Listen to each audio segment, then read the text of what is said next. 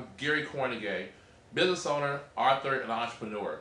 And I want to basically take this time to talk to you about the state of the country, the state of America, and actually the state of middle America. And what I want to talk to you about, first of all, is the economy, because I know that's really been on your heart, on your mind. That's the subject everyone's talking about right now. But I want to do is kind of give you an understanding in layman's terms. I know sometimes you watch these big financial channels and all these big numbers and they say all these big words and you don't totally understand it. So what I want to try to do is kind of give it to you from Gary Kornegay's perspective, okay? I use a lot of common sense when I'm talking about the economy because really it's a real simple understanding. It's not that complicated.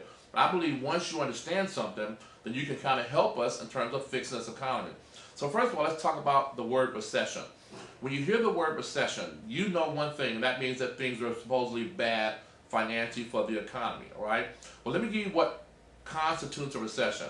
What constitutes a recession basically is when unemployment is up and spending is down, okay? That means that right now the jobless rate in California alone is 10%. And you're watching all these retail chains, major retail chains, some of these people are coming to 100 years old, going out of business because people don't have income to spend. So therefore, that's like almost like a 1-2 punch. Lose your job, stop spending money, and we're now in a recession. All right? How long a recession can last for? It can last for months. It can even last for years, depending on how soon we get people back to working. All right? So now, why is that a big deal? Why is that people working and people spending money important to this great economy? Well, first of all, America is built on capitalism. What that basically means is that we have a system set up called the American Free Enterprise System, where you can start your own business, you can employ people, and through those people working and getting checks every 2 weeks or however you get paid, those people that we consider employees will take those checks and they will go out and they will spend money with the other business owners within that city, town, state, or the United States as a whole. So what's going to happen if we don't get people back to working and people don't get checks, they don't spend money, we have a problem. All right? So what I want to do is talk to you basically about why we got there. Well, first of all, we have been a nation of debtors. We have been a nation of consumption. America was built on a nation of production.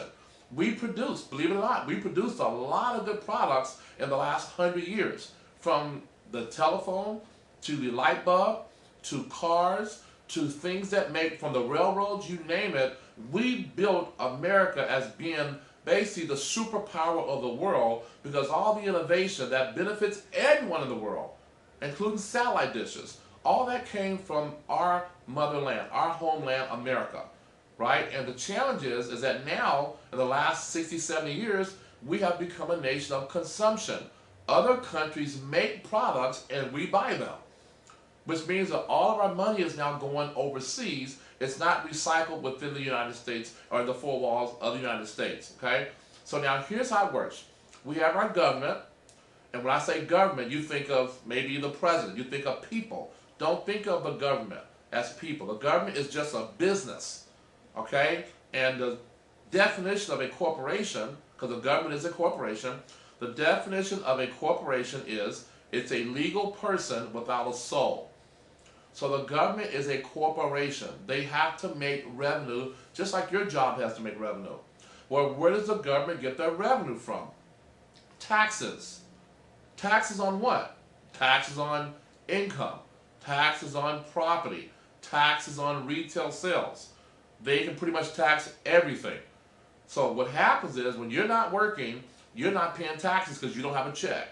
And if you're not paying taxes, the government don't have funding to pay for things that we need.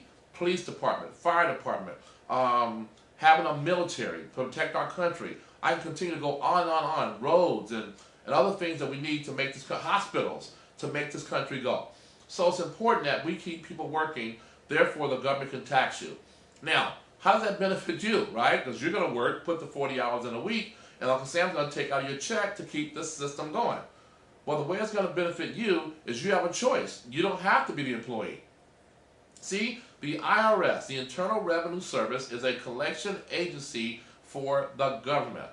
That means their job is to find tax dollars that people did not pay or did not report in terms of income. But the IRS is not the enemy of a business owner, because business owners and the IRS, they work hand in hand with the government. So for example, the government needs tax dollars from who? From people that are working. But people don't have jobs and there's no business owners. So the government goes basically in an agreement with the business owner. These two entities hook up together. The business owner's job is to create a product, goods and services that he or she can create and sell to the general market, to the open market, the free enterprise. When they do that, they employ people. So if they have 1 employee or 1,000 employees, the government can now tax your paycheck on Friday, and those taxes goes to the government. See how that works? So the government is in business with your owner of your company. They employ you, they tax your check. You spend money, they tax your check. Everything goes back to the government. So without a business owner or a business, there's no employee.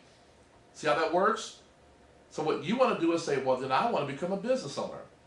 Because you do have a choice. You don't have to be an employee your whole life. You can actually start your own business. And all of a sudden, the IRS becomes your business partner. Because here's what the IRS says. If you're an employee, you're a liability. I know you don't want to hear that, but that's the real world. Because an employee takes from the system, even though you might put in your goods and service and your work, your skill to help that company grow, they list you as an employee because you're taking a paycheck every 2 weeks plus benefits.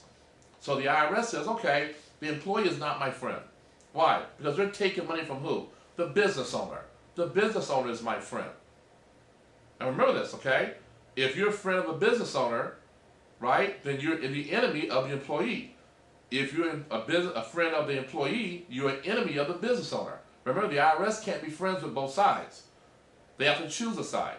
So the business owner benefits. So here's what happens. The IRS has this book called the tax codes. In the tax code, it states very clear. If you're an employee, you get to earn money, then you need to pay your taxes right away, and whatever is left over, you can take home and spend on your life. But if you're a business owner, the IRS says, you're my friend. You can earn money, you can spend as much as you want to spend on your business, and whatever's left over, we'll tax you. Basically, the IRS says, I trust you, business owner. You tell me what you made last year after you spent it, and I'll tax you on that. I'll take your word. But if you're an employee, I don't trust you. I'm sorry. So you get paid on Friday. I want your boss, who is the business owner and the partner of the government, your boss will take out of your check before you get your check, send it to the IRS. And the IRS will therefore send that to the United States government. See how that works? Because they don't trust employees. Well, guess what? You go, I don't like that. Well, you don't have to like that. But you have a choice because you live in America. You can start your own business. Now, I didn't say quit your job. Because remember, you got to have income coming in to keep the economy going. But I did say take the skill from your job and start your own business. So the way we're going to get this economy going is by employing people, but I want you to think business ownership because that's how you're going to benefit. For example, let's take me. I'm a business owner. I've been in business now for 21 years. I didn't know anything about business when I first started. I had a regular 9-to-5 job, paying the bills. But when I discovered that all the wealth was created from business owners, I decided to take my chances and become a business owner. And if I failed at being a business owner, guess what I knew was waiting for me? A job. Job will never leave. They'll always be there. Right? Now, maybe I won't find the job I want, but at least I can go try my hand in business. If that doesn't work, I can go back and become an employee. I can do that tomorrow if I want. Now, thank God for the last 20 years, I've earned a decent income that's allowed me to sustain myself, take care of my wife and my 2 children, while I don't have to have a job. But when I discovered that 21 years ago, that being a business owner gave me a better shot at dictating my lifestyle, I decided I'm going to go ahead and do that and at least attempt to try it. And if it doesn't work, no harm, no foul. So I want to encourage you, start your own business, be your own boss, play the game the way the game is supposed to be played. America's built on capitalism. It is not built on employees that are making money and not contributing to society in terms of employing more people. That's the rules of the game. I'm reporting that to you today. Hopefully you'll take what I told you and you'll get the courage and the motivation to start your own company. Thank you guys very much. I'm Gary Kornegay, and I'll see you at the top. Goodbye.